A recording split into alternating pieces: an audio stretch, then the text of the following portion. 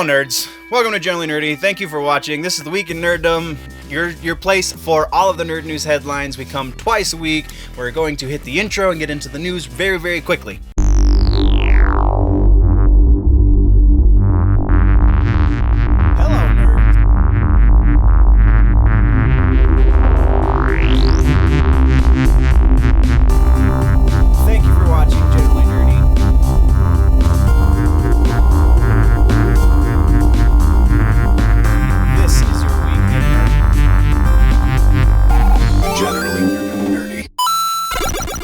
Okay, so I need one channel update. At the end of the last Adventures in Photography video, I said this. That is it for Adventures in Photography. Thank you guys for joining me, and we'll see you in New Orleans. And it seems I'm not going to be able to follow through with that. I don't know how it happened, but apparently I lost all video footage, well, not all video footage, but like 95% of the video footage for the New Orleans Adventures in Photography vlog. I honestly have no idea how that happened because I didn't lose any of the pictures. So, unfortunately, NOLA 2 is going to have to be postponed until the next time I go down to New Orleans, which really sucks because it was shaping up to be a fantastic vlog based on the raw footage that I had, but I was really stretching my legs with this new format for the adventure photography stuff, so I'm really bummed about this, and I hope to make it up somehow. I am going to Arizona, so maybe I'll do an adventure photography in Arizona, but this does give me time to jump into working on all of the Denver Comic-Con stuff. Denver Pop Culture Con, I'm sorry. But yeah, so that's kind of the update on the channel. Now let's get into the actual news.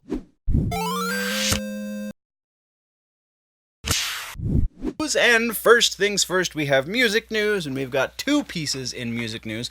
First of which being Filter. The band Filter is going to be releasing an extended version of their, I believe it was their debut album.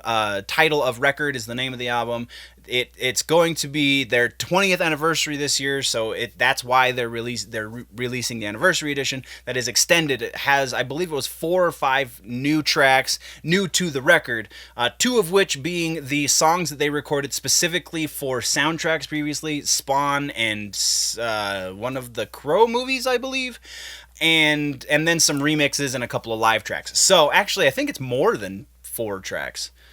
I don't know if they're counting the 2. I believe it was 2 live tracks at the end, so it might be 6 tracks. Anyway, re-release for Filter is happening. If you're a big Filter fan, then you're probably definitely going to be getting this. If you are passively into Filter, then you should probably check it out. This is a great record, and the songs that they're adding onto the end of it are actually really great songs that you have probably heard quite a few million times if you are approximately my age and have, been into the rock and roll for a long time. But our second piece of news comes from the Korn camp. David Silveria recently did a podcast where he was talking about they asked him specifically about his former bandmates in Korn. And he said, I don't have a problem with those guys. And then he goes on to talk about how it was a management thing, and then his hiatus being an issue because he went on hiatus, which they thought was him quitting, and when he tried to come back, they wouldn't let him, and so he sued him, and so it still does seem like there's a good amount of bad blood, but he's at least paying lip service to the fact that he doesn't have any issues with them, so maybe that means we will see the original Korn lineup doing some performances in the distant future, because it sounds like the rest of the guys still have a little bit of an issue. Let's jump right into TV news, because TV news is the shortest section for this episode. And kicking things off in this section, we have an update on the still untitled Game of Thrones prequel. According to Entertainment Weekly, the production has begun in Ireland on the prequel. Still don't know what it's going to be called, still don't know what it's going to deal with. All we know is that it is a prequel set a few thousand years before the events of Game of Thrones, the series proper. And then our second and last for the section piece of news in TV has to do with Stranger Things. They just dropped the final trailer for the new season, which will be rolling out very, very soon. Definitely keep your eyes tuned to your Netflix account because it is, again, dropping very, very soon. This final trailer is something to behold. Season 3 is maybe Secret of the Ooze, because what the heck was that? If you don't know what I'm talking about, go watch the trailer, and then we'll have that conversation later. But, this trailer has done more to stoke the fire, I feel like, for this third season than any of the other trailers they've shown us so far. Now, let's switch gears over to movie news. And this episode, maybe it should just be called Spider-Man news, because there's a lot of stuff dealing with Spider-Man in movies news this episode. First, we have an update from Twitter, the Tom Holland China. It's a Chinese Twitter account that is perhaps just a fan account dealing with Tom Holland, and they're based in China, so it's Tom Holland China. Anyway, they posted the newest international trailer, and it's perplexing even more than everything else we have so far. In this trailer, Spider-Man inducts Mysterio into the Avengers? Did I miss something here? Did Mysterio become a good guy all of a sudden? And then our next bit of Spider-Man news comes from Kevin Feige. Talking with CinemaBlend, Feige said that it seems that a Spider-Man Venom movie is inevitable, but Marvel's not going to make it. It's going to be up to Sony to make sure that we get the Spider-Venom movie that we actually should have got for the first Venom movie, but that didn't happen, so now they got to backtrack. Don't know exactly how that's going to happen because Sony has yet to respond. And then, I swear this is the last piece of Spider-Man movie news, we have a really interesting, more of a talking point than a leak or anything like that. Producer Amy Pascal, who has produced Spider-Man movies in the past, was talking with Italian outlet Badtaste.it, and they asked her about the possibility of doing a live-action Spider-Verse kind of deal, a movie dealing with the multiverse. To which she responded, anything is possible. So the idea of us getting Tobey McGuire, Andrew Garfield, and Tom Holland all in a movie together as Spider-Man is not out of the picture, which is actually kind of awesome. Our next piece is about Batman. So, completely switching gears from Marvel to DC, we're going to Batman.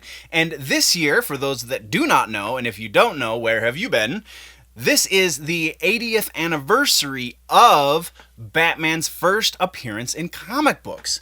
So not only that, but it is also the 30th anniversary of the stunning and still pretty flawed 1989 film from Tim Burton that kind of changed how the general public felt about comic book movie adaptations. Well, in honor of all of that, we are getting a Batman star on the Hollywood Walk of Fame.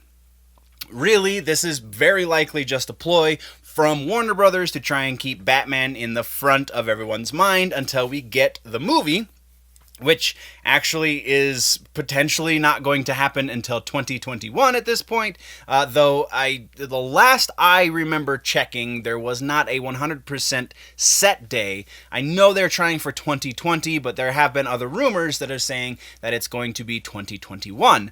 So, in order to keep Batman relevant, apparently, in the eyes of Warner Brothers, they're doing this publicity stunt, which is actually really freaking cool. Though, with all of this hubbub about it, the actual star is not going to go into the Walk of Fame until next year, which will be the 81st anniversary and not quite as relevant. And then the last piece we're talking about is Avengers Endgame. For those of you playing the home game, Avengers is approximately $40 million away from dethroning Avatar as the highest grossing movie of all time. And in order to help that out, Marvel and company are going to be re-releasing the movie back into theaters. So, you might ask, well, this time there is going to be a post-credits scene of some sort. Feige has been very tight-lipped about what exactly is going to go in this post-credits scene. However, we do know that it is going to be somewhere between 6 and 7 minutes long, and according to Cinemark movie theaters, there is going to be some sort of homage or tribute to Stan Lee included in that 6 or 7 minutes. Any other details beyond that is purely speculation, so we're just going to have to wait and see, apparently. Now let's jump into gaming news, and in gaming news, there's a very interesting thing going on with Apex Legends. Apparently, and I haven't played Apex in weeks, so I was not privy to this until doing the research for today's episode, but apparently there is a dragon circling above the island in Apex Legends. We don't know exactly what this means, but if you do try to shoot down the dragon drops a loot box, a death box to be specific, and the death box belongs to someone on your friends list. That's right, you, the person watching the video, your friends list.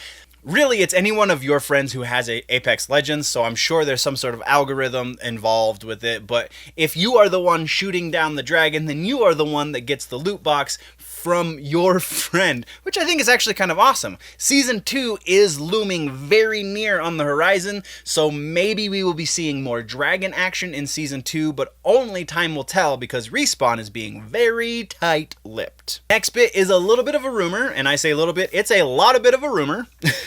It seems that Microsoft's next console outing, which we've talked about a number of times on the show, and one of those times we talked about how they were talking about going multi-platform. They wanted to have a cloud-based system and the proper Scarlet system.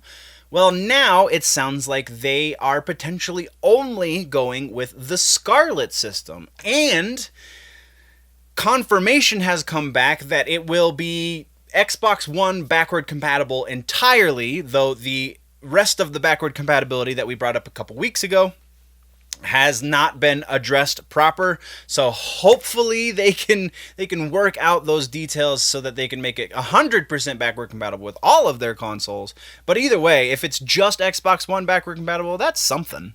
And then our final gaming news comes from the Smash Brothers camp. The last DLC has finally been announced for Super Smash Bros. Ultimate, and it is the one that actually probably should have been in the game from a couple of iterations ago, Waluigi. Waluigi is finally making his way into the Smash Brothers world.